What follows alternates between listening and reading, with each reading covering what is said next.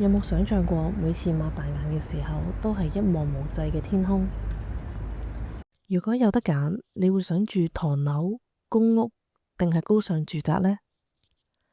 你有冇聽過有人霸氣咁話：我自由人嚟㗎嘛，以前啲樓都住唔晒，我而家點會住呢啲有瓦遮頭啊？而我就遇到一位叔叔，就曾經講過依番說話。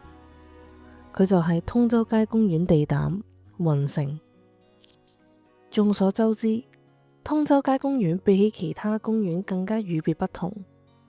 嗰度嘅人都係嚟自五湖四海，好多無家者同居住附近嘅街友都會集結喺呢度。喺上年9月，我同同學一齊去到通州街公園進行探訪。喺嗰日，我就認識咗成哥。佢主動走過嚟向我介紹通州街公園更多嘅故事。我以為我哋淨係會有呢一次嘅一面之緣。直至我喺網上再次見到佢，先發現佢嘅真正身份。成哥今年已經65歲，因為一啲嘅遭遇，佢曾經都喺公園住過一段時間。佢同其他嘅無家者唔同，而家嘅佢係一名義工，經常會去到公園派發膳食，同埋舉辦義展活動。佢仲有另一個身份，就係社協組織嘅跑隊入邊年紀最大嘅成員。喺今年2月，佢參加咗遮打馬拉松10公里賽事。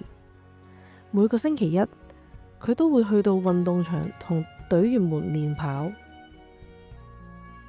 而其他日子，佢就會去行山或者喺市區跑步，繼續鍛煉自己嘅身體。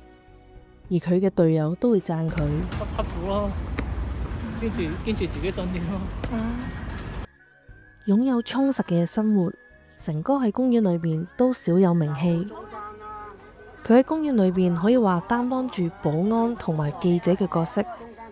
佢會喺派發膳食嘅時候負責維持治安，以免被動嘅無家者嘅糧食會俾其他街友打尖，而搞到冇得公平分發。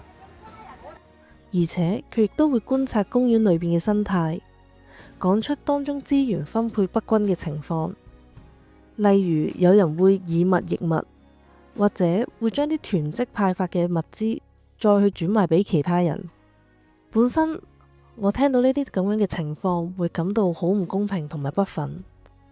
但成哥教我唔好有道德高地去審判別人做嘅事，轉個角度諗，起碼唔會浪費咗啲物資先。